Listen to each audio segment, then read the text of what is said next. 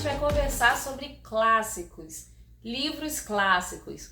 Você vai fazer uma análise dos clássicos, Bárbara? Não é bem assim não. Eu vou falar mais sobre a experiência de leitura com os clássicos e sobre algumas coisas que eu já ouvi as pessoas falarem sobre o porquê de não lerem, né? E esse vídeo, a intenção é que ele seja um incentivo para você que ainda não leu ou sente algum tipo de receio, principalmente de falar sobre eles, começar a falar. Vambora? Vamos lá. Sobre os clássicos e o medo deles, gente. Eu acho que, falando diretamente para quem faz vídeo pra internet, ou faz posts, resumos, resenhas, etc e tal, na internet sobre livros, eu acho que rola um certo medo, às vezes, de falar sobre algo que você não tem tanta proximidade. Os clássicos são apresentados, eu vou falar sobre a minha experiência. Eu fui apresentada aos clássicos da literatura na escola, e eu acho que assim é para a maioria das pessoas. Na escola a gente começa a ler os livros, sejam eles paradidáticos, e indicações, sejam da escola ou seja do governo, né, do que é ideal ali para estar se trabalhando, né, dentro de sala de aula. E obviamente os professores, né, dentro da área de literatura e de português, eles vão trabalhar isso com os seus alunos, né? E vão ter professores que vão querer trabalhar clássicos, como também vão ter professores que vão trabalhar outros tipos de livros mais contemporâneos. E eu vivi as duas coisas, né? Na minha escola tinha um programa de leitura de 4 livros por ano, então a cada bimestre a gente tinha que fazer um trabalho relacionado ao livro daquele bimestre. E assim a gente vivenciou várias leituras, o que foi bem legal, né? Eu não posso dizer que naquela época tão nova, assim, aqueles livros me interessavam tanto, eu gostava de ler outras coisas. Mas foi uma experiência muito boa, porque eu acabei conhecendo tanto alguns clássicos como livros contemporâneos que fizeram e fazem parte da minha construção como leitora, né? Então, assim, o primeiro contato é por aí, pelo menos o meu foi por aí, né? Lendo os livros dentro da escola. Lemos versões mais simples, né, de Shakespeare, lemos versões completas de clássicos nacionais, conhecemos também outros autores, né, sejam dos países que forem e de outros países, né? Mas assim, a gente foi tendo contato. Conforme o tempo foi passando, a busca pelos livros, né, conforme o meu amor pela leitura foi aumentando, o prazer de ler, a busca pelos livros partiu da minha parte. Eu fui atrás dos livros para ler, eu fui querendo conhecer mais, eu vi as pessoas comentando, amigos conversando sobre, e aquilo naturalmente despertava o meu interesse para ler aqueles livros, né? Só que o que bloqueava às vezes a minha mente, né? Eu vou começar a ler esse livro que tá às vezes numa linguagem não atualizada e não precisa estar também, tá? Mas vai estar numa linguagem, num português um pouco mais antigo, as frases vão estar compostas de uma outra forma, ou vai vir... Será que eu vou conseguir entender? Começa aí, né? Você começa a duvidar da sua própria inteligência e da sua capacidade de interpretação daquele texto, daquele livro que você vai ler. Então entra aí o primeiro receio. Será que eu vou conseguir entender aquilo? Será que eu vou ter dificuldade para ler aquilo? E aí a gente bate de frente com outro problema. Se a gente às vezes tem muita dificuldade para entender algo, a primeira coisa que a gente faz é desistir daquilo.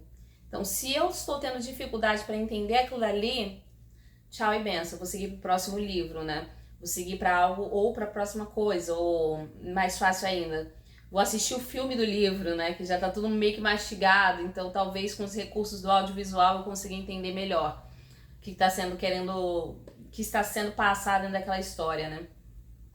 Então começa aí as coisas que acabam nos afastando, né? A nossa própria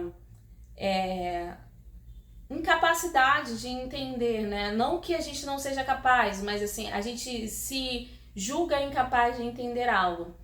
Mas se você consegue superar isso, você vivencia uma experiência completamente diferente. O que tornaram esses livros clássicos? O que tornaram eles tão importantes? O que faz eles durarem até hoje, né? Por que as pessoas ainda indicam? Por que as pessoas elas falam desses livros, desses autores? que teve algo que eles escreveram numa determinada época, que ou é atemporal ou é um marco daquele período e que reverbera até hoje. Então é importante a gente conhecer. É importante, e conhecer não significa gostar, tá? É importante a gente viver a experiência de leitura, mesmo que a gente não goste ao final do livro. A gente diga assim, eu não gostei do livro por causa disso, disso e daquilo outro. É justo, é válido, tá tudo bem, sabe? Mas a experiência da leitura do livro é importante, como a experiência de qualquer leitura de livro.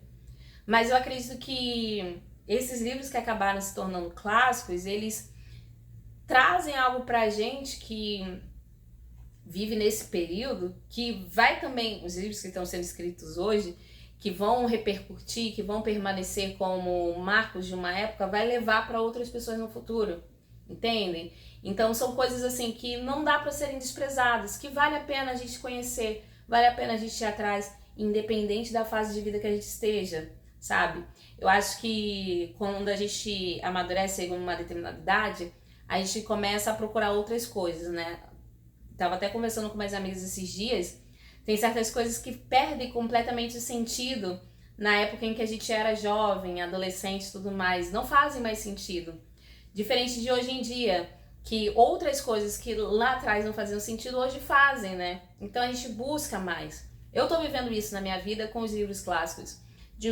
Nos últimos 10 anos, eu tô com 33 agora, né? Nos últimos 10 anos, assim, que eu fui buscar mais essas leituras de clássicos sem essa obrigatoriedade dentro da escola, ou eu tô lendo porque eu vou fazer um trabalho. Eu lembro que a primeira vez que eu li Vidas Secas foi na escola para fazer um trabalho. Capitães da Areia também, clássico da literatura nacional, também foi por causa de Jorge Amado, por causa da escola. E outros livros que eu li dentro da escola, né? E depois eu fui reler Vidas Secas na faculdade. E eu já tinha lido, né? Mas eu reli, fiz questão de reler para poder falar sobre o livro. Li São Bernardo também, do Graciliano Ramos. E assim por diante, outros e outros livros, também clássicos da nossa literatura. E mais pra frente, aquela obrigatoriedade de uma matéria, né? Deixou de existir e eu fui buscar por conta própria, de conhecer um pouco mais tanto da nossa literatura quanto de outros países, né? E eu acho que quando a gente começa a ler, a gente percebe que não é tão impossível assim. Que a gente pode ler, sim, e principalmente a gente pode criticar, né? Aí entra aquilo que eu tava falando no início. Quem cria conteúdo pra internet pode ter passado pela mesma situação que eu passei. Assim, caramba, eu vou falar de um livro que é um clássico, um livro que é um sucesso. E se eu não gostar desse livro? Eu posso tomar hate, ou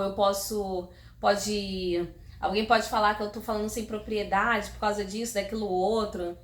Sim, tudo isso pode acontecer, mas não significa que a sua opinião não é válida. Não é porque aquele livro se tornou um ícone que você é obrigado a gostar dele. Eu li... Cadê o livro? Tá aqui pra cima. Aqui, achei. Eu li Noites Brancas, do Dostoiévski. Foi o primeiro livro dele que eu li. E autor russo consagradíssimo, né? E aí, como é que você fala de um cara desses? Eu fiquei assim, caramba, eu não conheço a biografia completa desse homem. Muitas vezes as resenhas que eu leio, as pessoas elas discorrem sobre... Geralmente são pessoas que são muito fãs da leitura dele. E eu tava ali tendo o meu primeiro encontro com o cara, então... O que eu iria falar? Seria válido a minha opinião sobre ele? Falei assim, eu vou dar uma chance, porque já aconteceu de eu deixar de fazer resenha por receio de crítica. 1984 foi... Cadê? Aqui em cima. Acho que se eu tirar vai rolar um acidente aqui na minha estante. Vamos deixar ele quietinho ali. Mas 1984 foi um livro que, por exemplo, eu decidi não fazer resenha aqui no canal, nem no blog, pensando nisso, né? Primeiro porque a época em que eu li, eu já tinha ele há bastante tempo na minha estante, mas na época que eu li, politicamente, ainda tá meio esquisito, né, a política aqui no Brasil, mas politicamente estava completamente estranho, né? Então, assim, muita confusão, né? Então a gente fica assim meio receoso, porque qualquer coisa que você fala, eles te taxam de uma coisa ou de outra, né? Enfim, independente disso tudo, mas assim, você fica assim, meu Deus, o que será que vai acontecer? Aí acontece uma outra questão, que é o receio do julgamento público. E eu não tô nem falando de pessoas que não conhecem, mas assim, que não te conhecem, porque também julgam, né? Eu recebi cada comentário, que é um textão aqui nesse canal, e no blog também, que sem zoeira, mas a gente aprende a lidar com tudo isso, né? Ou tenta, né, lidar com tudo isso. Mas até mesmo da sua comunidade de leitores, para quem tem uma, né? Acho que os leitores, eles se buscam, né? A gente tenta se encontrar ali dentro do nosso nicho. Então você fica com aquele receio, meu Deus, e se eu falar sobre isso daqui e falar alguma besteira? Deixa eu te contar algo muito importante. Todos nós estamos passíveis a errar. Ninguém é o tal, sabe? Todos nós estamos passíveis de errar, de falar, de trocar uma frase, de falar, pronunciar um nome errado, de falar alguma besteira na internet, aquilo dali ficar registrado para sempre. Mas todos nós temos a capacidade de nos corrigirmos, de falar, de ter essa humildade de dizer assim, poxa, eu errei ao falar isso, ou me faltava um pouco mais de conhecimento para falar com um pouco mais de propriedade. E aqui entra tudo que a gente precisa, essa necessidade de busca, de conhecer mais, de se aprofundar mais. Não são livros, muitas das vezes, rasos, que a gente pega como se fosse um filme de sessão da tarde, porque existe livro que é assim.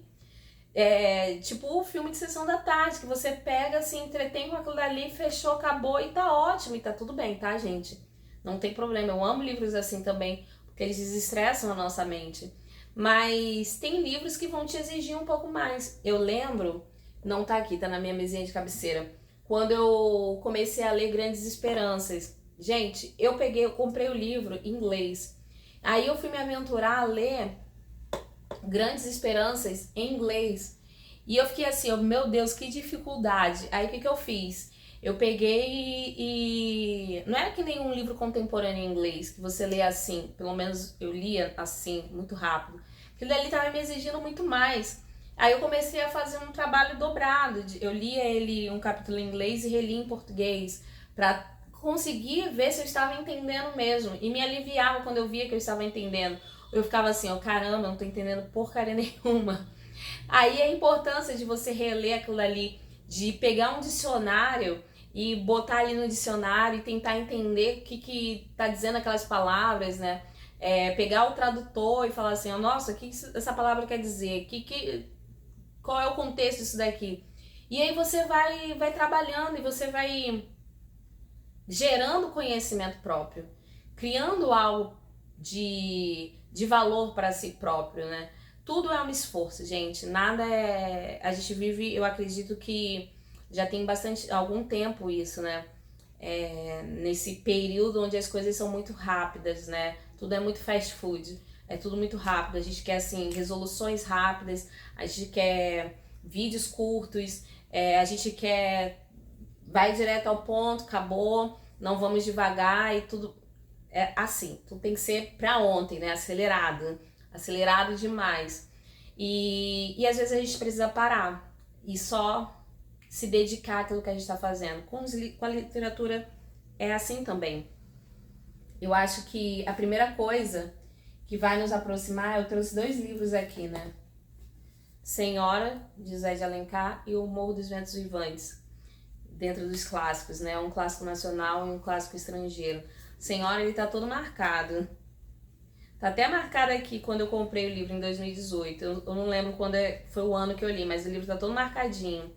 Essa edição de Morro dos Ventos Vivantes eu ainda não li. Eu ganhei de presente. Mas eu já li esse livro também. E assim, a primeira coisa que a gente tem que fazer, gente, é pensar assim, é só mais um livro.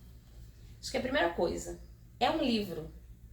Não é impossível. Não é a missão impossível. É um livro. E a primeira coisa que a gente tem que fazer, a segunda coisa, né, melhor dizendo, abrir capítulo 1 e começar a ler. Anotar o que te deixou curioso ou que você não entendeu.